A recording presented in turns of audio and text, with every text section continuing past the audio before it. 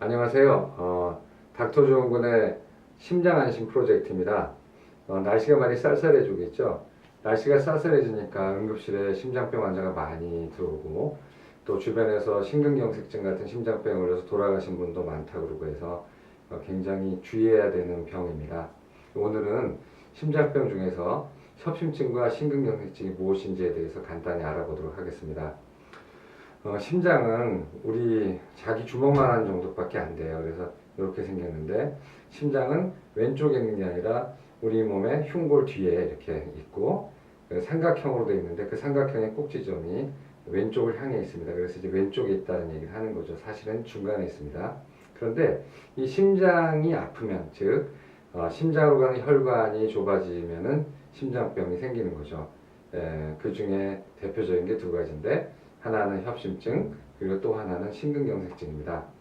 둘 다 혈관, 그 심장으로 가는 혈관이 막혀서 아픈 거는 똑같은데 왜 하나는 협심증이고 하나는 심근경색증일까요? 그거는 심장 손상의 정도가 좀 다르기 때문에 그렇습니다. 둘 다 혈관이 막혔는데 한번 저 따라서 해보실까요?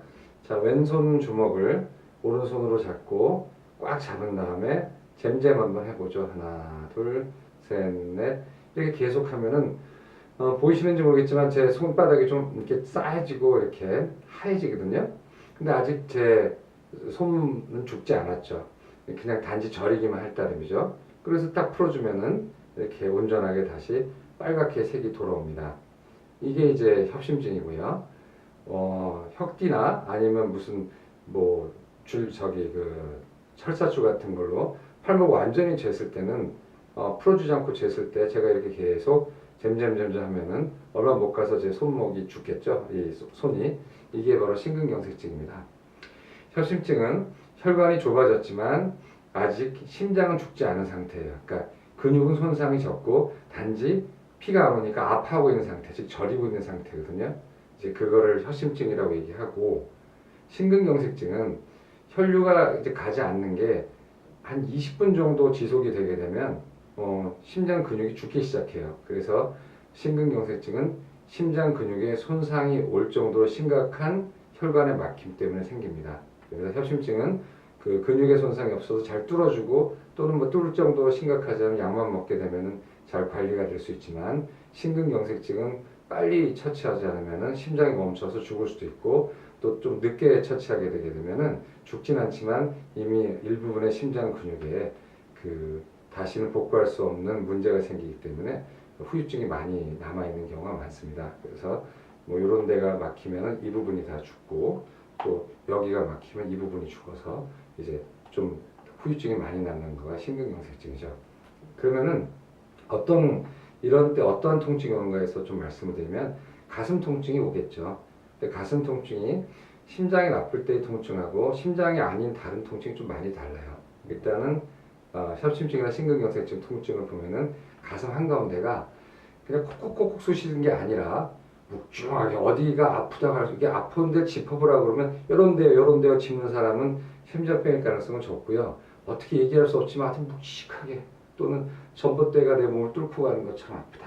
이제는 코끼리가 내 가슴을 밟는 것처럼 아프다라고 하는 사람들은 협심증이나 심근경색증의 가능성이 높아요. 그래서 가운데 가슴, 여기가 육중하게 또는 말로 표현할 수 없이 쥐어짜듯이 또는 고춧가루를 뿌린 듯이 이렇게 아프다. 이런 자세예요. 아프다. 이렇게 돼 있고 또 심한 경우는 이렇게 턱 밑에까지도 이렇게 쫙 올라가듯이 여기 확 고춧가루 뿌려놓은 거나 파스 바른 것처럼 아프고 또 어떤 경우에는 왼쪽 팔 쪽, 오른팔이 아니라 왼쪽 팔 쪽에 넷째, 다섯째 손가락 쪽으로 이렇게 아픈 경우가 많아요.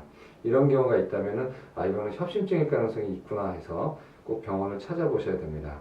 그 다음에 특징적인 거는 처음에 가만히 있을 땐 괜찮다가 움직이게 되거나 아니면 좀 심하게 움직이게 되면 아프기 시작한다. 그 다음에 좀 쉬면은 괜찮아진다. 이런 것도 협심증일 가능성이 크죠. 쉬면 좋아지고 움직이면 아프고 그것들이 점점 심해지게 되면은 처음에는 한 500m 걸었을 때 그런 증상이 나오는데 이제는 막 200m 걸으면 그런 증상이 나온다. 또는 그전엔 1분만 쉬면 1분 만에 돌아왔지만 지금은 3분 만에 돌아온다. 이런 것도 협심증이 더 가속화되고 있는 거기 때문에 좋지 않은 경우고요. 그 다음에 이제 심근경색증 같은 경우는 그런 것도 없어요. 그냥 한 방에 어제까지 괜찮았는데 오늘 갑자기 확 하면서 아프기 시작하면서 땀 삐질삐질 나고 격심한 통증이 온다. 이런 경우에는 심근경색증 가능성이 꽤 높기 때문에 그런 경우에는 꼭 가까운 병원이나 또는 응급실을 찾아가시는 게 좋습니다. 그런데 담배도 피지 않고 젊고 고지혈증도 없고 별것 없는 그런 별 위험이 없는 젊은 사람이 가슴이 콕콕콕 아픈 것 이런 거는 심근경색증과는 그렇게 상관이 없을 가능성이 커요. 아주 대표적인 걸 보면은 운동을 하고 나는데 다음날 이가 뻑적지근하게 아픈데 이렇게 움직이면 여기가 아프고 눌러도 아프고 누르지 않으면 안 아프다. 이거는 이제 근육통일 가능성이 크죠. 그 다음에 무슨 이쪽 젖꼭지 쪽이 가끔 콕콕 아프거나 또는 뭐 이렇게 돌아다니면서 아프거나 이런 경우도 역시 심장병의 가능성은 적습니다. 내지는 뭐 한쪽으로 이렇게 우리하게 아프거나 하면 피부 같은 데 보게 되면은 대상포진인 경우도 있거든요. 그래서 그 심근경색하고 감별해야 될 것 중에 대상포진도 있긴 해요. 그래서 이러한 전형적이지 않은 통증은 심장병의 가능성이 적으니까 또 그런 부분에 대해서 너무 걱정하지 않으시면 되겠습니다. 자, 오늘은 협심증과 심근경색증이 어떻게 다른지, 그 증상은 어떤지 알아봤고, 다음 시간에는 이 병이 왜 생기는지, 그리고 예방하는 법은 어떤 것인지 알아보도록 하겠습니다. 감사합니다.